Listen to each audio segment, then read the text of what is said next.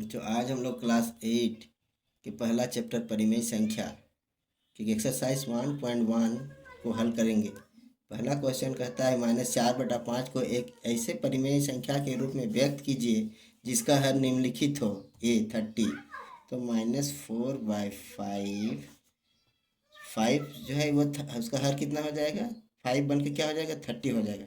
तो 5 को कितना से मल्टीप्लाई करेंगे कि 30 होगा, इसको 6 से करेंगे तो ऊपर भी हम लोग को 6 से करना पड़ेगा। तो 24/30। इस प्रकार बी नंबर देखिए।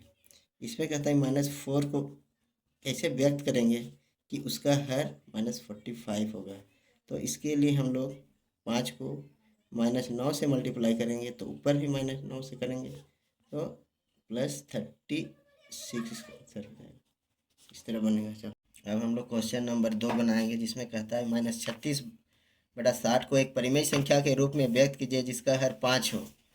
तो यहाँ पर लिखेंगे 36/60। अब उसका हर कितना करना है, 5 करना है। तो 5 लाने के लिए 60 से 5 बनाने के लिए हमको 12 से भाग देना पड़ेगा, तो ऊपर भी 12 से भाग देना पड़ेगा। 36 का आंसर हो गया। क्वेश्चन नंबर 3, निम्नलिखित परिमेय संख्याओं को उनके मानक रूप में व्यक्त कीजिए, चाहे लिखिए। ए नंबर में कहता है -8/6 को इसके मानक रूप में लिखना है। तो इसके लिए सबसे पहले 8 और 6 का 8 तथा 6 का मौसा निकालेंगे। मौसा जैसे विभाजन विधि से हम लोग इसका 8 और 6 का मौसा निकालेंगे। 6 का 6 यहाँ 2 आया, 2 से फिर 6 को डिवाइड करेंगे, भाग देंगे, दिया 6। तो मौसा कितना निकला, 2। अब हम लोग -8/6 को दोनों को 6 2 से डिवाइड करेंगे, इसको भी 2 से डिवाइड करेंगे तो -4/3 आएगा इसका आंसर। बी नंबर देखिए। B number 12/30। अब यहाँ भी इसी तरह करेंगे, 12 और 30 का विभाजन विधि से मौसा निकालेंगे। 12 दूना 24 हो गया, यहाँ पर 6 आया, 6 से अब डिवाइड करेंगे, जब भाग देंगे 12 को, 6 दूना 12, मौसा कितना आया, 6। अब यहाँ पर -12 को भी 6 से भाग देंगे और 30 को भी 6 से भाग देंगे तो 2 आएगा, 5 आएगा। अब सी में देखेंगे, यहाँ कहता है 16 और 24 को मानक रूप में लिखना है। तो सबसे पहले 16 और 24 का मौसा निकालेंगे। हम विभाजन विधि से निकालेंगे, जल्दी निकलेगा इसमें। 16 8 और 8 से 16 कर देंगे, 8 दूना 16। तो मौसा कितना निकला हम लोग का, मौसा 8 निकला। अब हम लोग 16/8 करेंगे और -24 को भी 8 से डिवाइड करेंगे, हाँ 2, 24 होगा। इसी प्रकार डी नंबर में 28 -28 और 35 का को मानक रूप में लिखेंगे। इसमें सबसे पहले 28 और 35 का मौसा निकालेंगे विभाजन विधि से। तो यहाँ निकालते हैं विभाजन विधि से। 28 का 28, 8 7 15 हो गया 7। अब 7 से डिवाइड भाग देंगे 28 को, 7 चूँकि 28। तब मौसा मेरा कितना आया, 7। अब यहाँ हम लोग 28 को भी 7 से डिवाइड करेंगे और 35 को भी 7 से डिवाइड करेंगे, -4 आया, यहाँ 5। इसका मानक रूप हो गया। निम्नलिखित में प्रत्येक में से कौन सी संख्या बड़ी है। ए में हम लोग बना के देखते हैं। ए को 2/3 और 5/2 में कौन बड़ी है। इसको बनाने से पहले सबसे पहले हम लोग 3 और 2 का 3 तथा 2 का लस निकालेंगे। तो 3 और 2 का लस होगा 3 गुना 2 6। लस इसलिए निकाला गया क्योंकि दोनों का हर को सेम करना पड़ेगा। जब तक सेम नहीं करेंगे इसका उत्तर हम लोग नहीं दे पाएंगे। तो इसका लस निकला 6। अब 2/3 क्या से मल्टीप्लाई करेंगे कि मेरा 6 आएगा नीचे।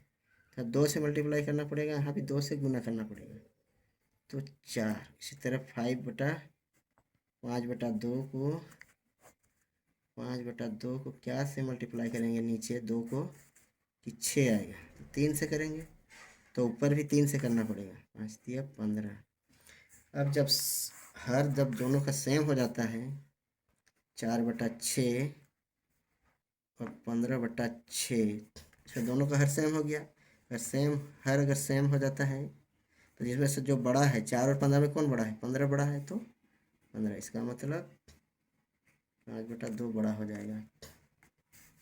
बी नंबर 1/2 और 0 में कौन बड़ा है? तो इसमें 1/2 और 0 इसको कुछ करने का नहीं है। इसमें कोई भी नंबर रहता है, कोई भी पॉजिटिव नंबर रहता है, कोई 0 से वो बड़ा ही हो जाता है। 0 पॉजिटिव संख्या में से सबसे छोटा संख्या होता है, इसलिए 1/2 ऑटोमेटिक 1/2 बड़ा हो जाएगा। सी -2/5 और 0 में कौन बड़ा है? इसमें से जो नकारात्मक नेगेटिव संख्या, ऋणात्मक संख्या हमेशा 0 से छोटा होता है, इसलिए 0 बड़ा हो जाएगा। डी नंबर -4/7 और 4/7 अगर हर सेम हो गया तो हम लोग ऊपर का -4 और 4 में देखेंगे तो नेगेटिव संख्या छोटा हो जाता है, इसीलिए ये बड़ा हो जाएगा। ई नंबर -5/6 और -4/3 में देखते हैं कौन बड़ा है। इसमें दोनों का हर को सेम करना पड़ेगा, तो हम लोग -4/3 को का हर को हम लोग 6 बनाएंगे। 6 तो यहाँ 2 से मल्टीप्लाई करेंगे तो ऊपर भी 2 से करेंगे, 8/6। अब दोनों का हर सेम हो गया 5/6 और इधर लिखेंगे -8/6। बड़ा कौन हो गया? इधर वाला बड़ा हो गया, ये बड़ा हो गया, ये बड़ा हो गया। एफ -7/8 और 3/-8 में यहाँ पर एक थोड़ा सा ध्यान देना है। अगर माइनस नीचे रहे चाहे ऊपर रहे कोई फर्क नहीं पड़ता, इसलिए माइनस को हम लोग ऊपर कर दिए। अब इसमें से देखेंगे कौन बड़ा है, तो संख्या रेखा में जो संख्या -1 -2 दाहिने तरफ रहेगा वो संख्या बाईं ओर से बड़ा होता है। 5 6 7 7 और 3 में देखते हैं कौन कौन सबसे दाहिने तरफ है? 3, इसलिए ये बड़ा हो जाएगा। क्वेश्चन 5 में बड़ा, छोटा या बराबर चिन्ह का प्रयोग करेंगे। पहला क्वेश्चन में देखते हैं -3/7 और 2/3 में कौन संख्या बड़ा है या छोटा है या बराबर। इसमें देखेंगे तो माइनस संख्या हमेशा छोटा होता है, तो यहाँ -2/3 बड़ा हो जाएगा। बी नंबर -2/3 और 5 -8। इसमें -8 का जो माइनस है उसको ऊपर करना पड़ेगा। अब 3 और 8 का हम लोग ये निकालेंगे लसा, 3 तथा 8 का लसा बराबर कितना होगा? 8 3 24। अब दोनों का हर को सेम करेंगे तो इसके लिए -2 3, इसमें 3 को कितना से गुना करेंगे कि 24 होगा? 8 से करेंगे, 8 से करेंगे 8 दूना 16। इसी प्रकार 5/ माइनस को ऊपर कर दिए हैं 8, ठीक है। -5/8, 8 को कितना से गुना करेंगे कि मेरा 24 आएगा? 3 से, तो ऊपर भी 3 से -15। अब हम यहाँ पर देखेंगे कौन बड़ा है या छोटा है, तो -15 यहाँ पर हम लोग का बड़ा हो जाएगा। इस चिन्ह का प्रयोग करेंगे। हाँ, क्वेश्चन नंबर सी 0 और -5/6 में देखते हैं तो 0 हमेशा ऋणात्मक संख्या से बड़ा होता है, तो यहाँ पर 0 बड़ा हो जाएगा। डी नंबर -2 और -3 0, यहाँ माइनस को काट देंगे तो 2/3 और 0 में कौन बड़ा होगा? 0 से हमेशा कोई भी नंबर बड़ा होता है, ये हो जाएगा। ई 2/11 और -3/22। दोनों का हर को समान करेंगे तो इसको हमको 2 से गुना करना पड़ेगा। 11 को -4/22। अब दोनों को देखते हैं -4/22 और -3/22, तो बड़ा कौन होगा? -3 ही बड़ा होगा क्योंकि वो दाहिनी ओर है, -4 के दाहिनी ओर, इसलिए ये बड़ा हो जाएगा, ये बड़ा हो जाएगा। उसके बाद नेक्स्ट क्वेश्चन एफ 1+3+1/4। इसमें देखेंगे फिर माइनस को फिर ऊपर कर देते हैं 1/4। फिर 3 और 4 का लसा निकालेंगे, 4 का लसा कितना होगा 12 -1/3। तो फिर 12 उसका हर लिखना पड़ेगा हम लोग को, तो 4 से गुना करना पड़ेगा, इधर भी 4 से करेंगे -4/12। तो मेथड -1/4 है, इसको 12 लाना है हम लोग को हर, तो इस तरह करेंगे। 3 से गुना करेंगे, अभी 3 से करेंगे तो 3/12।